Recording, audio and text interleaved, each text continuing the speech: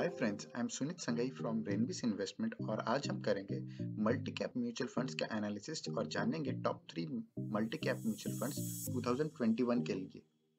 तो video start करने से पहले आपसे रिक्वेस्ट है कि अगर आपको वीडियो पसंद आए तो लाइक शेयर सब्सक्राइब करना मत भूलिएगा। तो चलिए फटाफट वीडियो स्टार्ट करते हैं। 11 फंड्स आइडेंटिफाई किए जो लास्ट 3 इयर्स, 5 इयर्स, 10 इयर्स और सिंस इंसेप्शन अच्छे रिटर्न्स दिए हैं और उस हिसाब से हमने उन 11 फंड्स को सॉर्ट किया बेस्ड ऑन 3 इयर्स। जो सबसे अच्छे रिटर्न्स दिए वो ये हैं।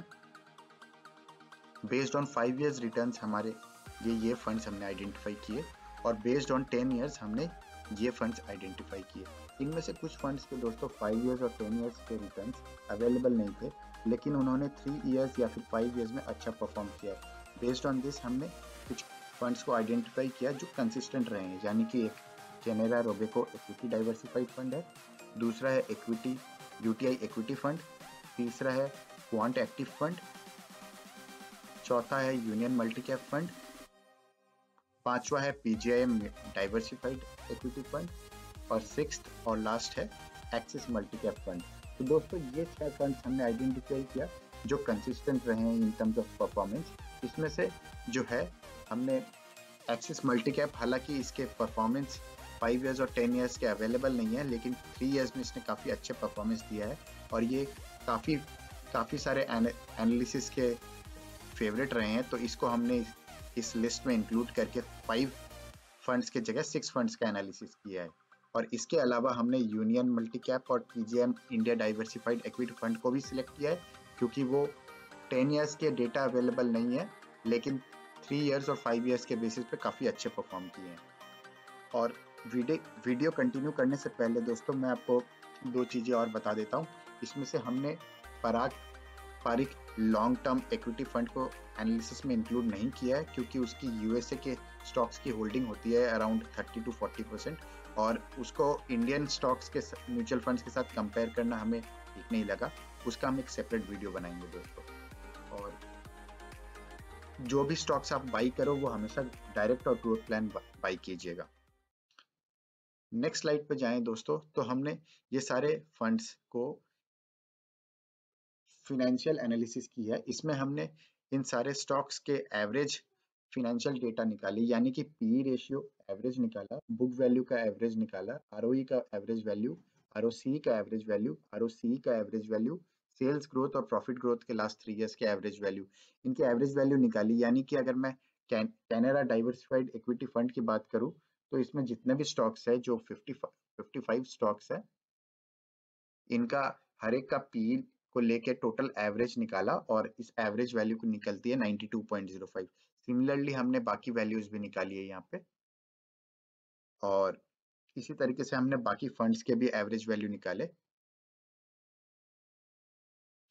तो दोस्तों पी रेशियो की अगर हम बात करें तो पीजीआईएम इंडिया डाइवर्सिफाइड फंड के सबसे कम पी रेशियो है, वहीं सबसे ज्यादा क्वांट एक्टिव फंड का है। तो क्वांट एक्टिव फंड को हम 1 पॉइंट देंगे और PGIM India diversified equity fund को 5 पॉइंट्स देंगे। प्राइस टू बुक वैल्यू की बात करें तो सबसे कम है क्वांट एक्टिव फंड का, जिसको हम 5 पॉइंट्स देंगे और सबसे ज्यादा है यूटीआई इक्विटी फंड को, जिसको हम 1 पॉइंट देंगे। तो प्राइस टू बुक वैल्यू हमें बताता है कि फंड के जो स्टॉक्स हैं उन वो कितने महंगे या सस्ते हैं। तो ओवरऑल जितना कम होता है उतना अच्छा होता है दोस्तों। अगर हम रिटर्न ऑन इक्विटी की बात करें तो एवरेज वैल्यू सबसे कम जो है वो क्वांट एक्टिव फंड की है और सबसे ज्यादा जो है वो 21.65 है यूटीआई इक्विटी की। तो हम यूटीआई इक्विटी फंड को 5 पॉइंट्स देंगे और वहीं क्वांट एक्टिव को 1 पॉइंट देंगे दोस्तों। रिटर्न ऑन कैपिटल एम्प्लॉयड की बात करें तो दोस्तों ये जितना ज्यादा होता है उतना अच्छा है। तो उस हिसाब से हम सबसे ज्यादा पॉइंट्स देंगे यूटीआई इक्विटी फंड को और सबसे कम पॉइंट्स देंगे यूटी क्वांट एक्टिव फंड को दोस्तों। आरओसी 10 इयर्स की एवरेज की बात करें दोस्तों तो सबसे ज्यादा है यूटीआई इक्विटी फंड का, जिसको हम 5 पॉइंट्स देंगे और सबसे कम है दोस्तों क्वांट एक्टिव फंड का, उसको हम 1 पॉइंट देंगे। सेल्स ग्रोथ लास्ट 3 इयर्स की बात करें दोस्तों तो ये सबसे अच्छे ग्रोथ रहे हैं पीजीएम इंडिया डाइवर्सिफाइड फंड का, तो उसको हम 5 पॉइंट्स देंगे और सबसे कम रहे हैं दोस्तों कैनेरा रोबेको फंड के, तो उसको हम 1 पॉइंट। प्रॉफिट ग्रोथ अगर हम देखें तो सबसे अच्छी रही है यूनियन मल्टी कैप फंड की, यानी इसको हम 5 पॉइंट्स देंगे, और सबसे कम रही है यूटीआई इक्विटी फंड की, जिसको हम 1 पॉइंट देंगे दोस्तों।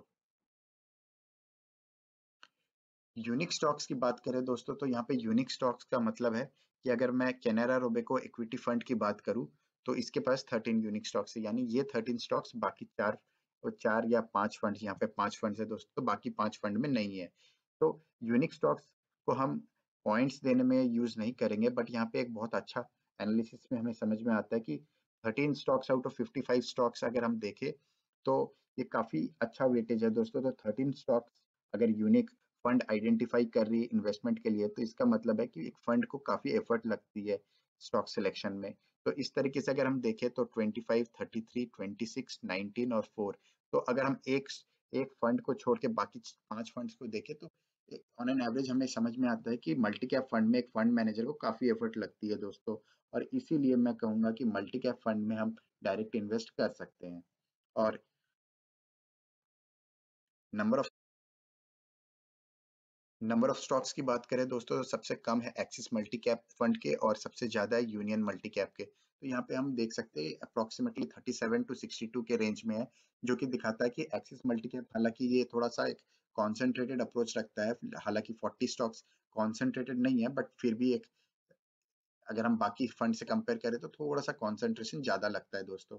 एक्सिस मल्टी कैप की हमने सेपरेट वीडियो में भी डिस्कशन किया है, ये काफी एक कॉन्सेंट्रेटेड और हाई ग्रोथ और हाई पी वाले स्टॉक्स को आइडेंटिफाई करता है। वहीं अगर हम बाकी यूनियन मल्टी कैप फंड की बात करें तो 62 फंड्स है, जो कि दिखाता है कि काफी काफी स्टॉक्स और काफी डाइवर्सिफिकेशन किया है इसने।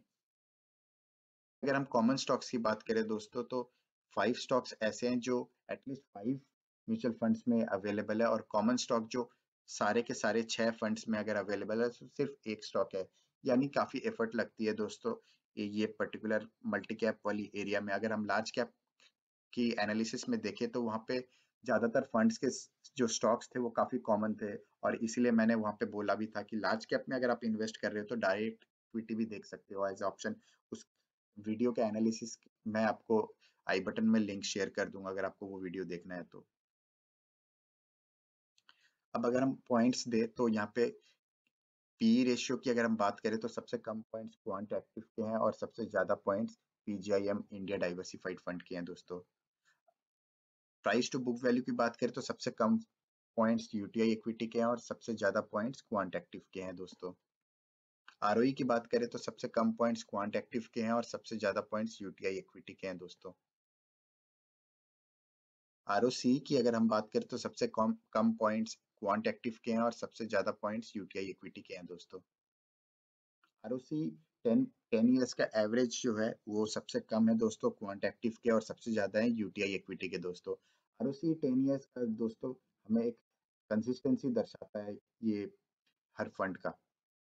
3 इयर्स के सेल्स ग्रोथ की बात करें तो सबसे ज्यादा पॉइंट्स मिले हैं पीजीआईएम इंडिया डाइवर्सिफाइड फंड को, और सबसे कम पॉइंट्स मिले हैं कैनेरा रोबेको को।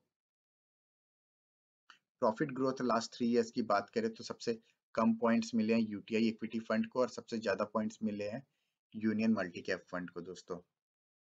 तो यहाँ पे हम देख सकते हैं कि टोटल पॉइंट्स अगर हम ऐड ऐड करें तो यहाँ पे सबसे ज्यादा पॉइंट्स ड्रॉ किए हैं यूटीआई इक्विटी फंड ने दोस्तों, और सबसे कम पॉइंट्स अगर हम देखें तो क्वांट एक्टिव ने ड्रॉ किए हैं 16 पॉइंट्स दोस्तों। अब अगर हमें यहाँ पे टॉप 3 फंड्स अगर based on quantitative analysis select करना पड़े दोस्तों, तो हमारे फेवरेट रहेंगे UTI equity fund, PGM India diversified equity fund, और यूनियन मल्टी कैप फंड।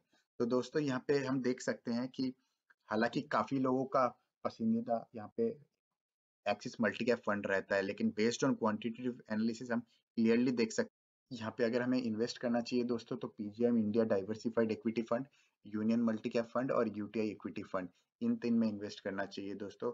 और इस तरीके का एनालिसिस दोस्तों बहुत इंपॉर्टेंट होता है। मैंने पहले भी कई वीडियो में ये कहा है कि हमें प्योरली लास्ट 1 ईयर या 2 इयर्स के रिटर्न्स को देख के इन्वेस्ट नहीं करना चाहिए।